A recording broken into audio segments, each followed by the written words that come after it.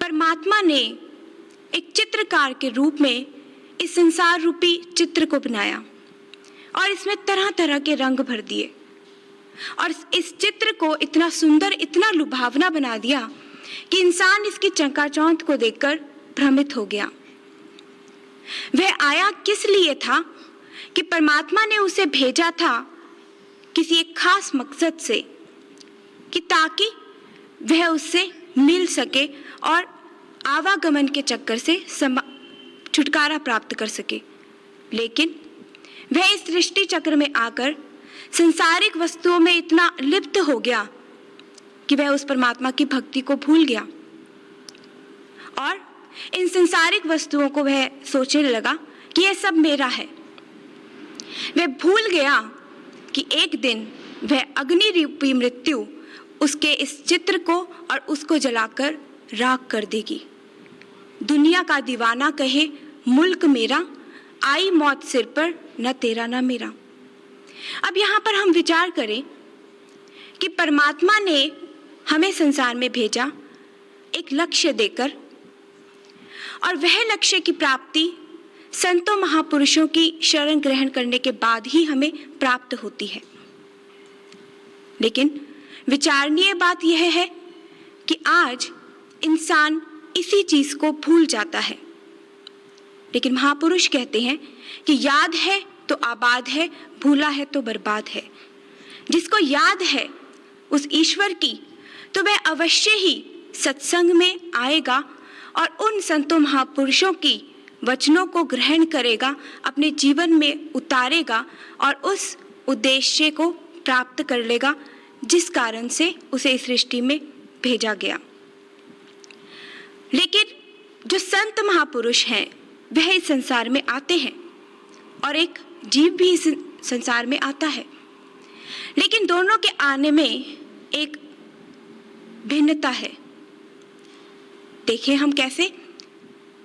इंसान जो कि इस संसार में आता है अपने कल्याण के लिए और महापुरुष इस संसार में आते हैं जीव के कल्याण के लिए। इंसान इस संसार में आता है बंधनों में और जो महापुरुष आते हैं वह उसे इन बंधनों से छुटकारा दिलवाने के लिए।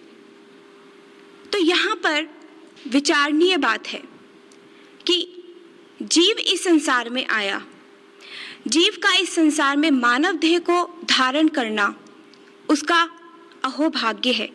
लेकिन उस परमात्मा का महापुरुषों के रूप में इस मानव देह में आना, इस सृष्टि में आना जीव के लिए सबसे बड़ा सौभाग्य है।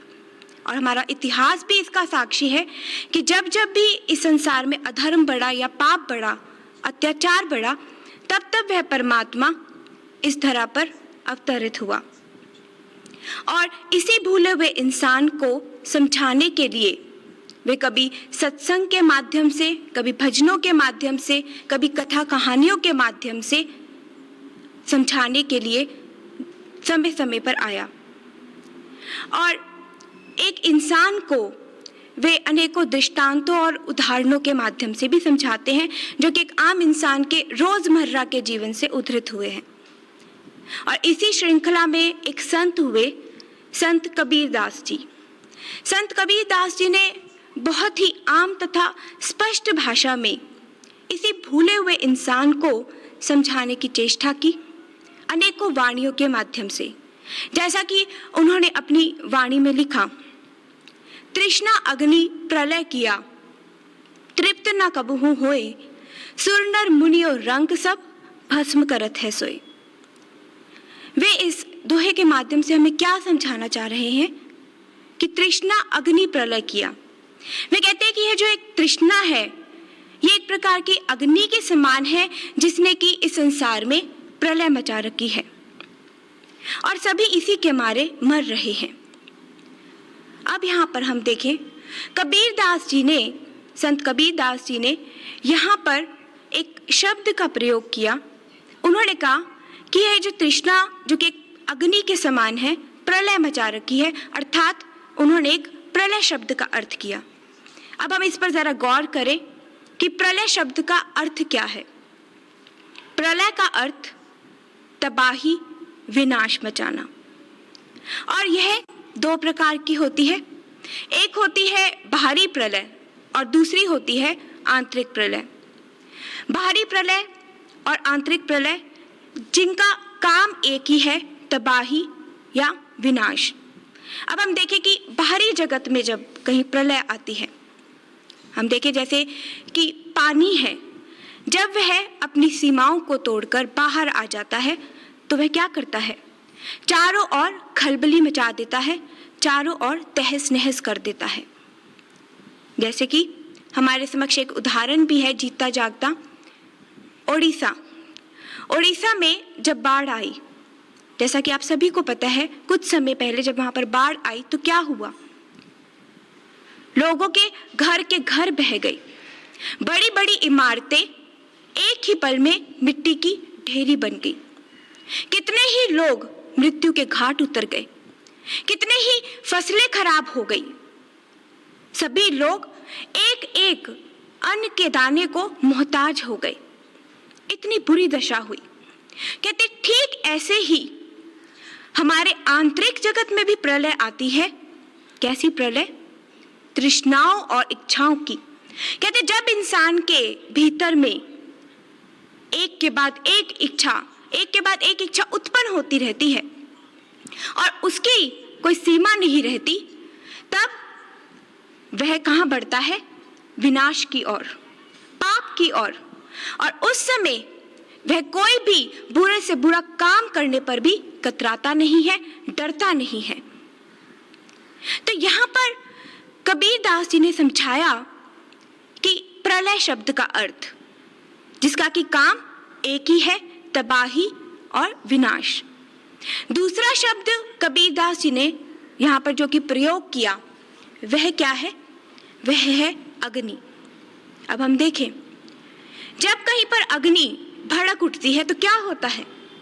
आसपास के सभी लोग बेचैन इधर उधर भागदौड़ करने लग जाते हैं। कहते ठीक इसी प्रकार इस तृष्णा रूपी अग्नि ने भी सबको बेचैन कर रखा है, सभी को अशांत कर रखा है।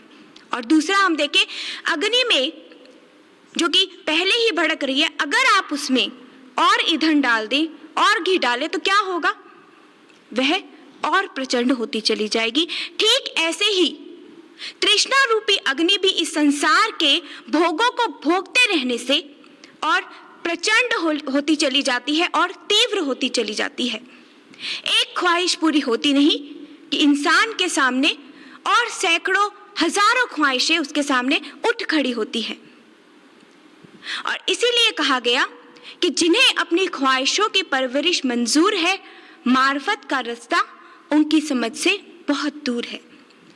कि जो लोग जीवन पर्यंत अपनी ख्वाहिशों को ही पूरे करने में लगे रहते हैं, वह लोग कभी भी उस परमात्मा को प्राप्त नहीं कर सकते। वह मुक्ति का रास्ता, वह मोक्ष का रास्ता उनसे और दूर ही होता चला जाता है। और इंसान जीवन पर्यंत असंतुष्ट, अशांत, दुखी, बेचैन रहता है।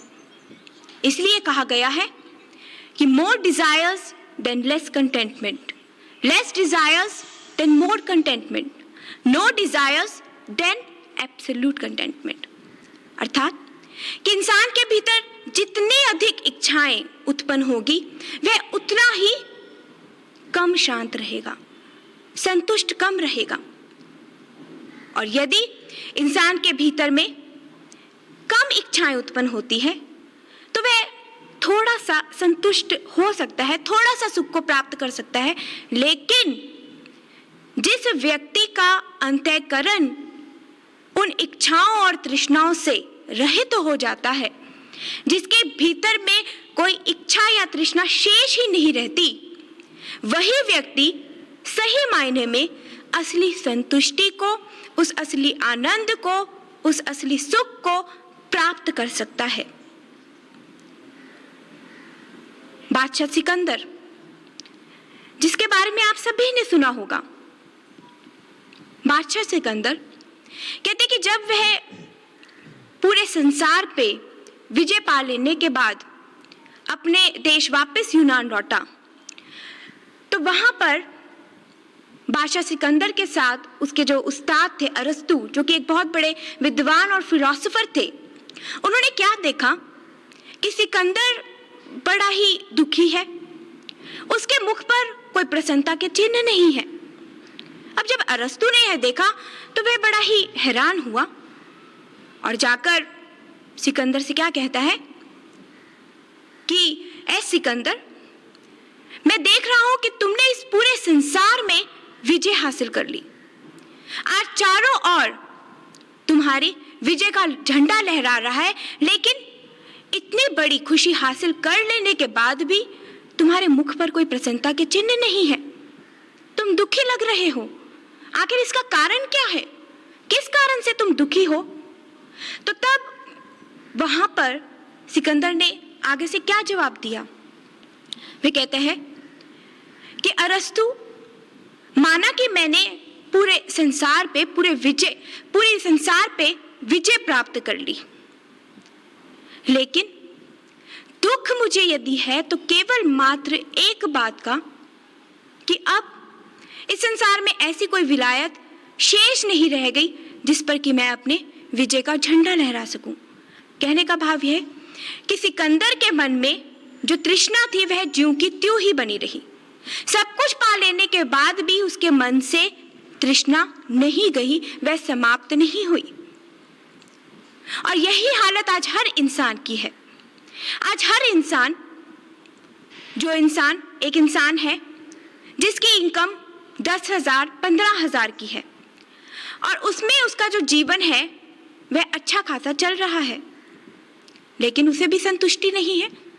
उसे यह है कि अभी तो मुझे इतना मिलता है, काश मुझे 30,000, 40,000, 50,000 इतनी इनकम होती। अब इतना करने के लिए वह उतनी मेहनत भी करता है। अब जब वहां तक भी पहुंच जाता है वो, तो फिर उसके मन में तृष्णा ज्यों की त्यों बनी रहती है कि नहीं, अभी थोड़ा और। कहने का भाव यह कि उसके मन से जो तृष्णा है वह खत्म नहीं होती, दिन भर दिन बढ़ती ही रहती है। एक साइकिल वाला है, उसको चाहिए स्कूटर। अब उसे स्कूटर मिल गया तो अब उसके मन में है, काश स्कूटर नहीं गाड़ी मिल जाती एयर कंडीशनड, तो ज्यादा मेरे को फर्क पड़ जाता। और एक जिसके पास फ्लैट है उसको होता है कि मेरे को बंगला मिल जाए।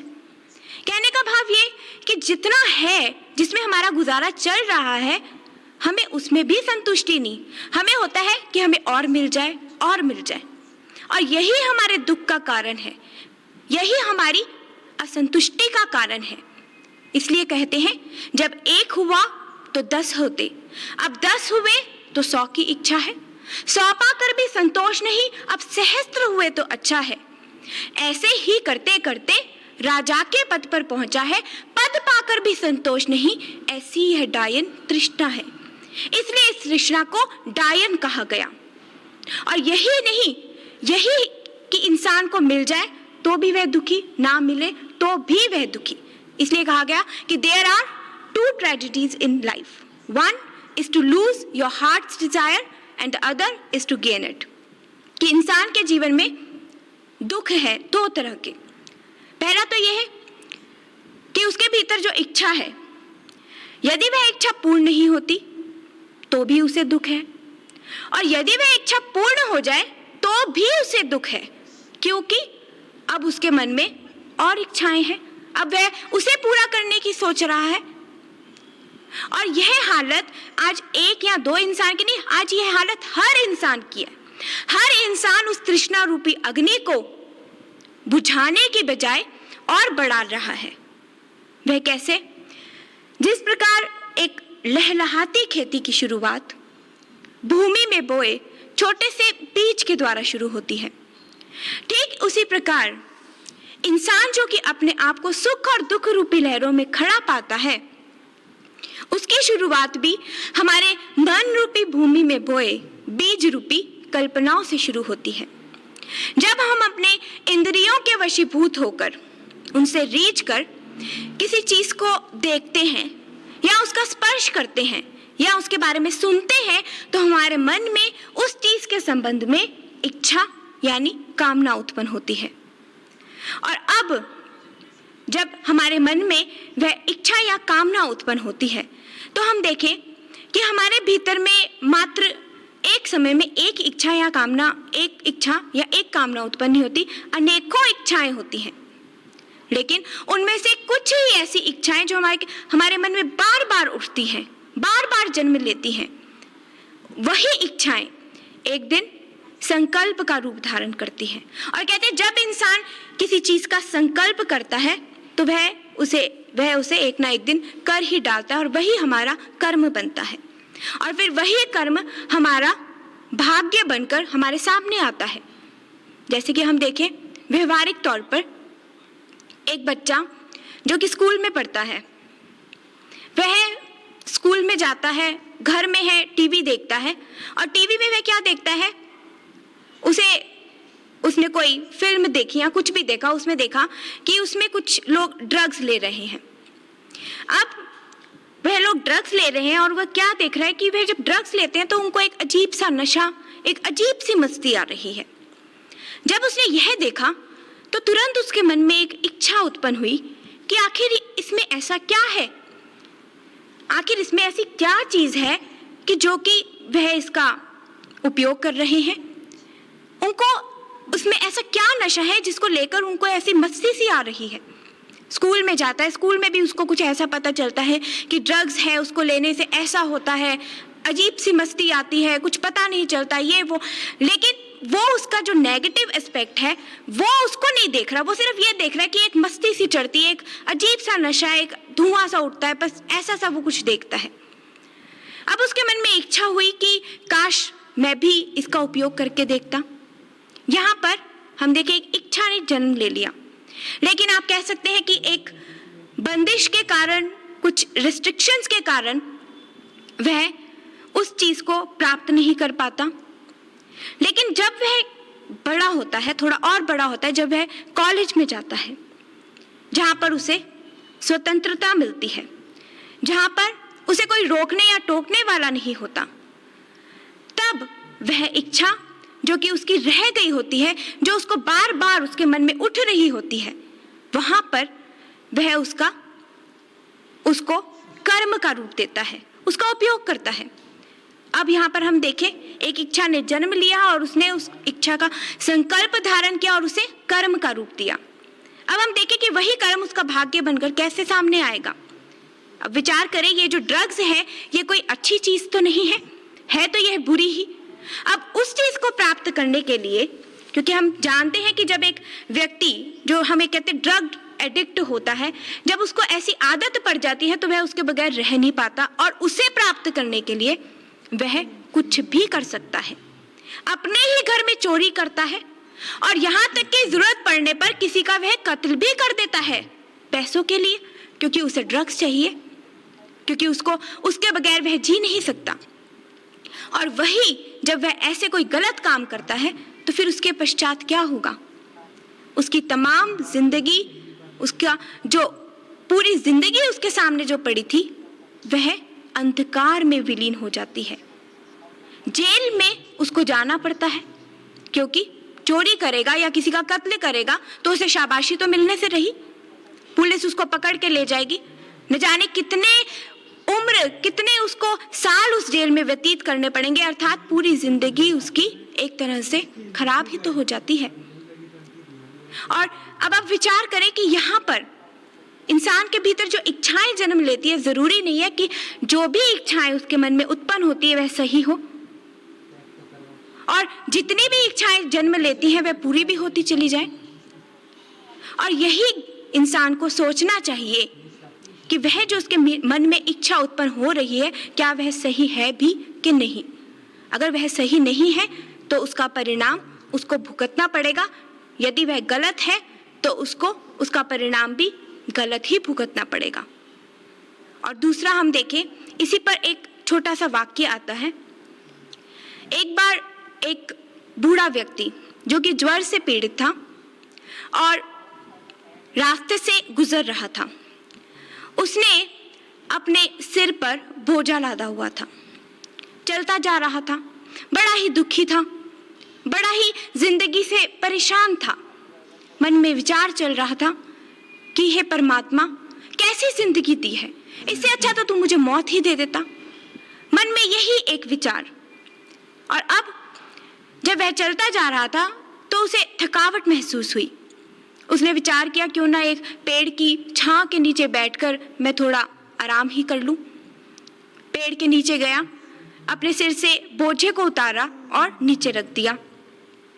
और थोड़ी देर सुस्ताने के बाद एकदम से उठा और चिल्ला उठा और क्या कहता है कि हे परमात्मा, मुझसे और सहन नहीं होता, इसलिए तुम मुझे ये मृत्यु दे दो, मुझे नहीं जीना। और ऐसा बार बार वह बोलता चला जा रहा है कि मृत्यु, मुझे इस कष्टमय जीवन से मुक्ति दो, मैं अब और जीना नहीं चाहता।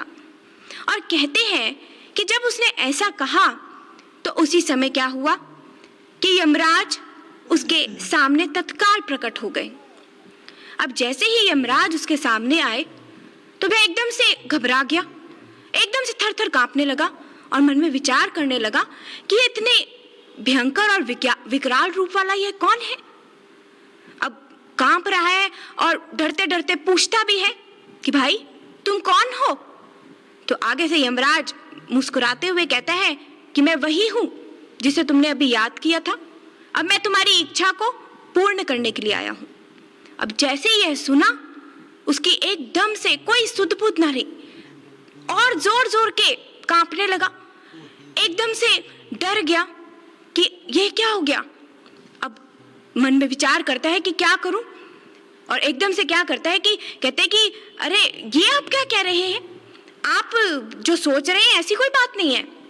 मैंने आपको इसलिए थोड़ी ना बुलाया था कि आप मुझे ले जाएं अपने साथ। अरे मैंने तो आपको इसलिए बुलाया था, ये जो बोझा है ये इतना भारी है, ये मुझसे उठ नहीं रहा, इसलिए मैंने तो आपको अपनी मदद के लिए बुलाया था कि आप इसको उठाकर मेरे सिर पर लाद दीजिए। इंसान के जितने भी दुख है, जितनी भी परेशानियां हैं, वह उसके खुद के कारण ही उसके ऊपर आती है। वह मौत को, मृत्यु को खुद ही आमंत्रित करता है, लेकिन अवसर आने पर फिर वह रोने लगता है, गिड़गिड़ाने लगता है, चिल्लाने लगता है। इंसान अपने भाग्य का निर्माता खुद ही होता है, क्योंकि परमात्मा ने उसे कर्म करने की स्वतंत्रता दी है। अब वह चाहे तो अच्छे कर्म करे, अब वह चाहे तो बुरे कर्म।